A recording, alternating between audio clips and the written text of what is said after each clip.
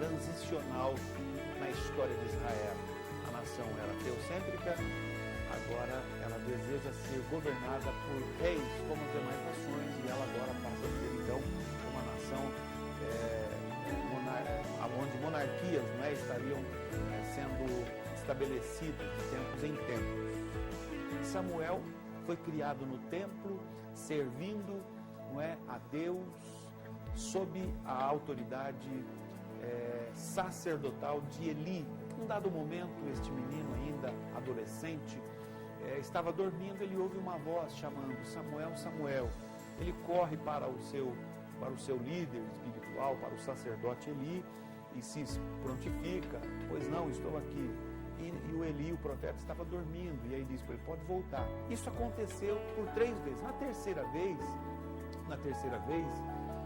o sacerdote entende então que o chamado era de Deus para a vida de Samuel. E aí ele orienta: olha, Samuel, a próxima vez que você ouvir esse chamado, você diga: fala, Senhor, porque o teu servo ouve. Isto aconteceu de fato.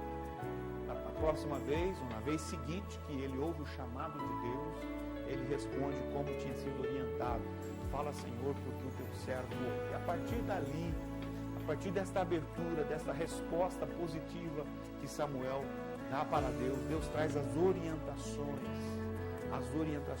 e então o seu chamado sacerdotal, profético, ministerial é estabelecido, se efetiva no chamado de Deus, numa eleição divina.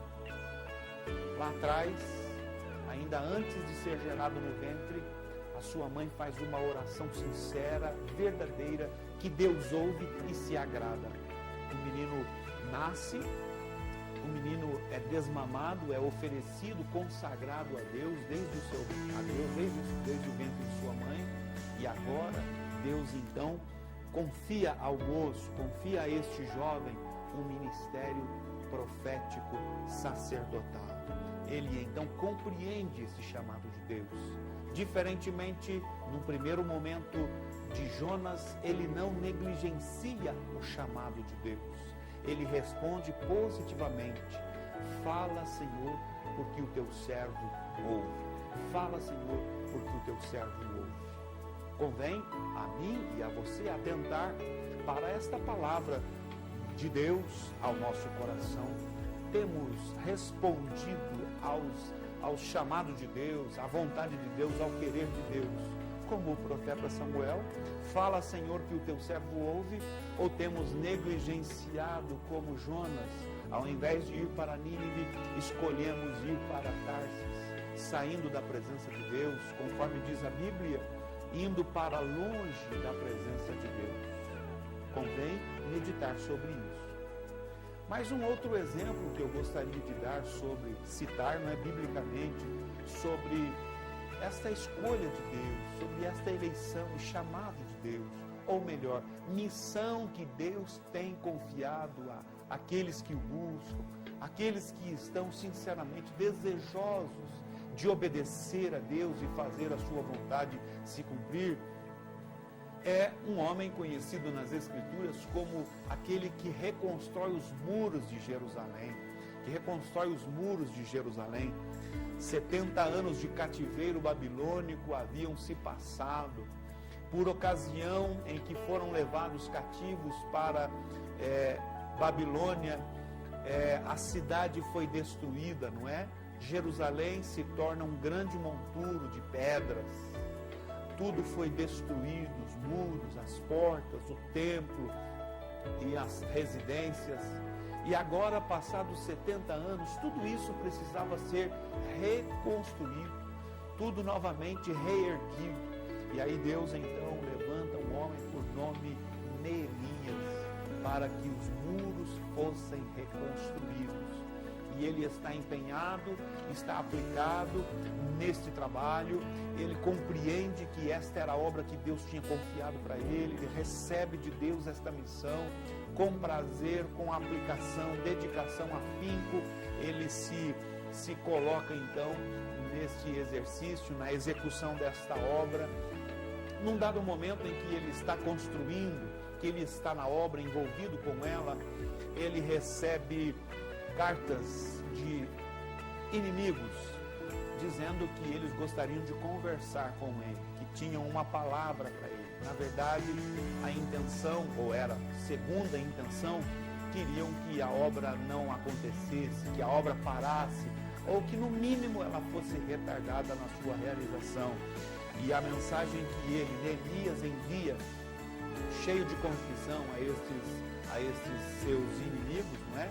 Que não aparentavam de imediato serem inimigos, mas entre aspas, eles tinham segundas intenções, ou maldosamente, não é? Tinham intenções de prejudicar o trabalho, a realização da obra. Então a mensagem que ele manda foi a seguinte: você diga para eles o seguinte, o mensageiro, né? Eu estou aplicado, estou empenhado em uma grande obra, de tal maneira que eu não poderei descer no muro para dar atenção a eles. Estou empenhado em uma grande obra e não posso parar. Esta palavra, ou estes exemplos bíblicos, nos servem de motivação, nos servem de estímulo. Na verdade, tudo aquilo que vamos fazer ou tensionamos fazer para Deus, entendendo ser a vontade de Deus para as nossas vidas, de forma muito sensível e perceptível, o Espírito Santo nos traz a orientação e a direção. Com certeza, tudo aquilo que vai resultar em louvor e glória a Deus.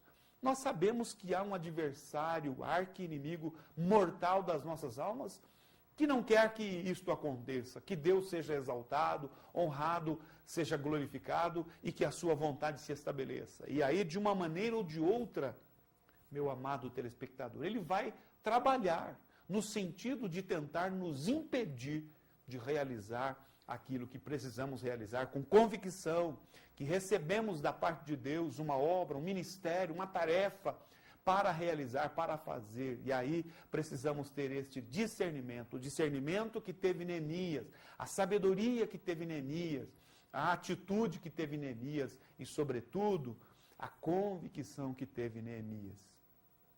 Que possamos, sim, responder positivamente ao chamado de Deus para as nossas vidas, fechando a porta para o adversário e abrindo a oportunidade para que Deus, através de nós, seja conhecido, a sua mensagem seja comunicada e ele seja exaltado, honrado e glorificado. Assim vamos para mais um intervalo e, na sequência, daremos prosseguimento ao programa.